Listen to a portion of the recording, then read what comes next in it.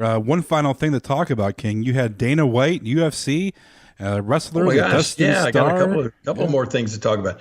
Dana White, the people from V3 fights. Are you familiar with that? I am a little bit, yes. Okay, well, that's I guess another. I guess to me it may be sort of like NXT is to WWE. This V3 may be that to the UFC. Yeah, I think it's like a training deal, and they go around and have fights around the country. And they were having a fight in Memphis, or did have a fight in Memphis on Saturday night. And so I had some people from the V3 call me a month or so ago and said, "Hey, listen, Dana White is going to be in town to watch those fights, and it's just like he's looking for UFC talent, future UFC talent."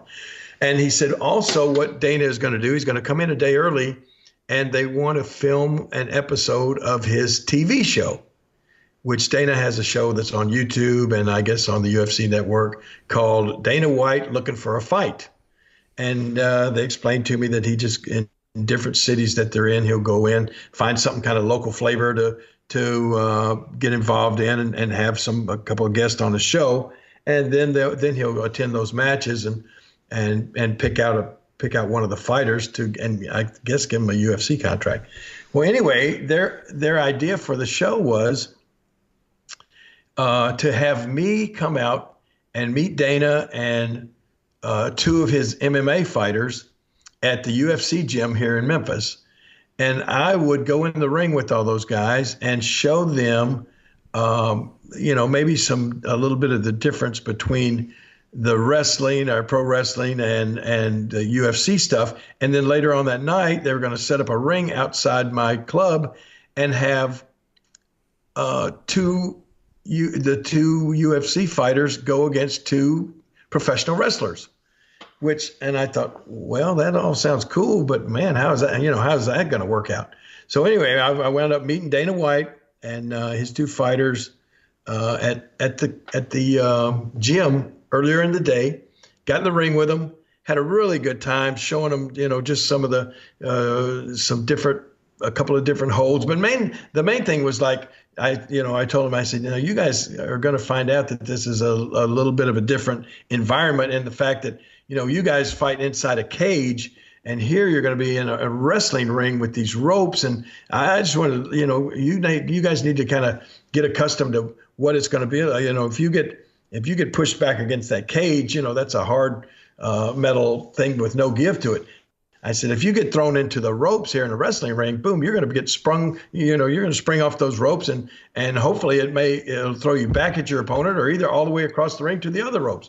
And so I had the guys run the ropes a little bit, and then just show them a little bit about maybe throwing a punch or a few things like that. And it really went well. And especially Dana White was awesome in the fact that he was, he was so into it. He just was, really wanting to know everything there was to know about it, and he wanted to be involved. And he was like throwing punches or trying to throw punches and taking punches and all that sort of stuff. And the funny thing was, apparently, I say apparently, I had heard that at one time back when the UFC was just red hot, I think Vince or the WWE wanted Dana White to be involved in a wrestling show at like WrestleMania. And I don't know what happened, but it never took place. And I don't know if Dana turned them down or whatever, but I'm thinking, man, here's a guy who turned down wrestling at WrestleMania, and all of a sudden here he is in a Memphis ring out in front of my club and doing a wrestling show. Everybody knows all about the UFC, and most people know all about the president of UFC. It is Dana White. And Dana White has a TV show called Dana White Looking for a Fight. He's got one. He's got a fight. So earlier today, we met at the UFC gym out in Cordova. Dana White and his two UFC fighters, these two clowns were out there. And so we went over a little bit about, I was trying to show those guys a little bit about what to expect. This is a little bit different than being in a cage, so this is going to be the first time for those guys to do something like that. And so what we're going to try to do is Well, before I tell you what we're going to try to do, let me go ahead and introduce to you the president of the UFC right now in Memphis, Tennessee. Ladies and gentlemen, here's Dana White. Bring him out! Come on out! We got something for you too, big guy. We got something for you too. Thank you, Dana. Dana White, everybody. Now, Dana, you know, Told you. Dustin, will you please shut up for a minute? And so, we wound up getting to the my club about 5:30. Everybody met down in the VIP room, and huge crowd. Man, what a great turnout! Because we had an actual ring set up right on the middle of Beale Street, right out in front of my club, and it was thousands of people. Just, we always have thousands of people on Beale Street on Friday night anyway, but this was even more special, and so. We did a little deal that I sort of, in order to make the match more, in my mind, entertaining and work out better, I suggested a little deal where the two MMA fighters wouldn't be the best of friends, even in the early part of the show out at the gym when I was showing them some different things about wrestling. They were just not on the same page, and in actuality, they had fought each other one time, and then the decision was like either reversed or something. So there was legitimate heat between these two guys, and so I just kind of played up on that a little bit more, so that they looked like they weren't going to be a good tag team because they weren't cohesive or whatever. And then we had the same situation with our two wrestlers, which was Dustin Starr and Derek King. These two guys have wrestled each other a number of times, and so I had them not be on the same page as well. So when we got down to the Beale Street, everybody got in the ring, and it was like the two teams, the two wrestlers and the two MMA fighters, they were bickering between each other.